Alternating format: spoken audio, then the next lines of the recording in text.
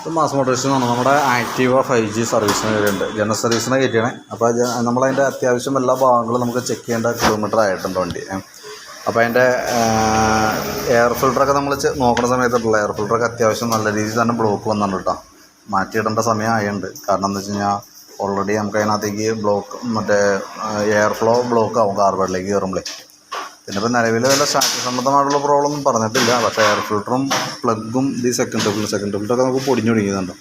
അപ്പോൾ എത്ര ഐറ്റം മാറ്റുന്ന കൂട്ടത്തിൽ നമുക്ക് കാർബറേറ്ററും കൂടി അഴിച്ച് ക്ലീൻ ചെയ്യേണ്ടതാണ്. കാരണം അല്ലെങ്കിൽ സ്റ്റാർട്ടിങ് കംപ്ലൈൻറ്റ് കാര്യങ്ങളൊക്കെ വരാനായിട്ടുള്ള സാധ്യതയില്ല. അപ്പോൾ നിലവിൽ അതുമായി ബന്ധപ്പെട്ടൊന്നും പറഞ്ഞിട്ടില്ല. അപ്പോൾ ചെയ്യണമെന്നുണ്ടെങ്കിൽ ഒന്ന് പറയണം കേട്ടോ. പിന്നെ ക്ലച്ചിൻ്റെ ഭാഗത്ത് നമ്മൾ നോക്കുമ്പോൾ ഓയിൽ ലീക്ക് കാര്യങ്ങളൊന്നുമില്ല.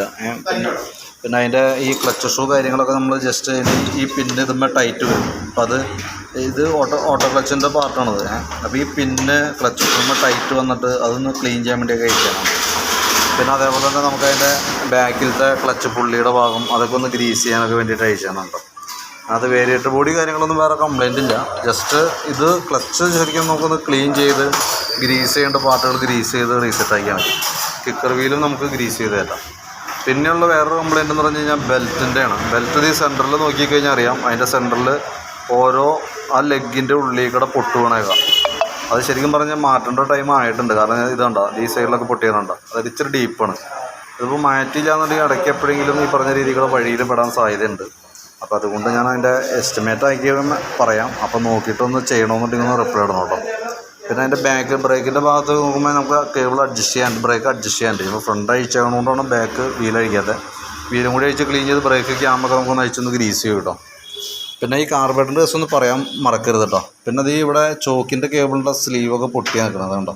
അതൊന്നും മാറ്റിയിടാണെങ്കിൽ നന്നായിരിക്കും. കാരണം ഇത് അല്ലെങ്കിൽ കുറച്ച് കഴിയുമ്പോഴത്തേക്കും കേബിൾ വലിയാൻ സാധ്യതയുണ്ട്. അപ്പോൾ നമുക്കത് മൈലേജിനൊക്കെ ഡയറക്റ്റ് ബാധിക്കും. കാരണം പെട്രോളിൻ്റെ കൺസംഷൻ കൂടും. അങ്ങനെ കുറച്ച് പ്രോബ്ലംസ് ഉണ്ട്. അപ്പോൾ അത് കേബിളിൻ്റെയാണ്. അത് കേബിൾ മാറ്റിയിട്ടാൽ റെഡി ആയിക്കോളും. പിന്നെ നമുക്ക് അതിൻ്റെ ഫ്രണ്ട് ബുഷുകളുടെയൊക്കെ ഭാഗത്തേക്ക് വരുമ്പോഴത്തേക്കും വെറുതെ നമ്മൾ അഴിച്ചൊന്ന് ഗ്രീസ് ചെയ്തിട്ട് മതി. വേറെ കംപ്ലൈൻ്റ് ആയിട്ടൊന്നുമില്ല. ഇതൊക്കെ ആയാലും ഒന്ന് അഴിച്ച് ഗ്രീസ് ചെയ്ത് കയറ്റിയാൽ മതി കേട്ടോ. ബ്രേക്ക് ക്യാമൊക്കെ ഒന്ന് ടൈറ്റ് ചെയ്യുക. ഫ്രണ്ട് ബ്രേക്കൊക്കെ ക്യാമ് ചെറിയൊരു ടൈറ്റ് ഉണ്ട്. അതൊന്ന് അഴിച്ച് ഗ്രീസ് ചെയ്തിടാം. ബ്രേക്ക് ലൈൻഡറൊക്കെ നമുക്ക് ഇത് തന്നെ യൂസ് ചെയ്യാം. പിന്നെ നമുക്ക് അതിൻ്റെ ബാറ്ററിയുടെ ഭാഗം നമ്മൾ ചെക്ക് ചെയ്യുന്ന സമയത്ത് ബാറ്ററി 2019 ബാറ്ററി ഇരിക്കണം കേട്ടോ. 2019 ബാറ്ററിയാണ്. അപ്പോൾ നമുക്ക് അതിൻ്റെ വോൾട്ട് കാര്യങ്ങളൊക്കെ നോക്കുമ്പോൾ ഇപ്പോൾ 13 വോൾട്ടൊക്കെ കാണിക്കുന്നുണ്ട്.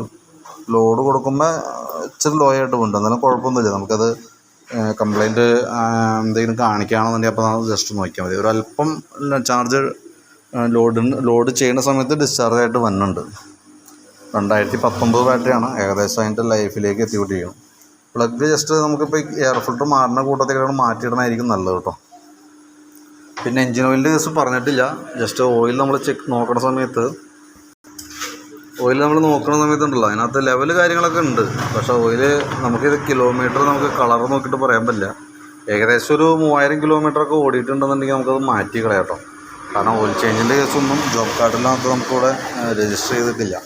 അതേപോലെ ഈ കാർബറേറ്റർ ക്ലീൻ ചെയ്യുന്ന കേസ് ഉണ്ടെങ്കിൽ പ്രത്യേകം എടുത്ത് പറഞ്ഞു കേട്ടോ. കാരണം എയർ ഫിൽറ്ററും പ്ലഗും ഈ സെക്കൻഡറി ഫിൽറ്ററൊക്കെ മാറുമ്പോൾ കാർബറേറ്ററും കൂടി മാറ്റിയിടണം. അതിന് എടുത്ത് പറയാൻ കാരണം എന്ന് വെച്ചാൽ ജനറൽ സർവീസിനകത്ത് അത് വന്നതല്ല. നമ്മൾ അതിന് അഡീഷണൽ പേയ്മെൻറ്റ് വരും. അതുകൊണ്ടാണ് ഞാൻ എടുത്ത് പറയുന്നത് കേസ്.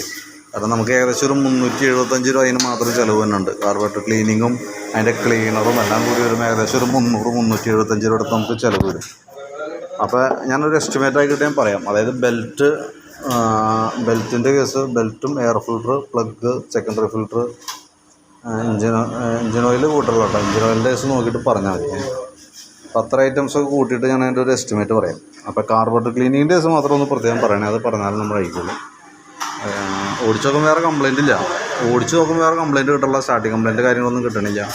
പിന്നെ ജോബ് കാർഡിൽ കംപ്ലൈൻറ്റ് പറഞ്ഞിട്ടില്ല. അതുകൊണ്ടാണ് ഞാൻ പറഞ്ഞത് എടുത്ത് പറഞ്ഞ ദിവസം.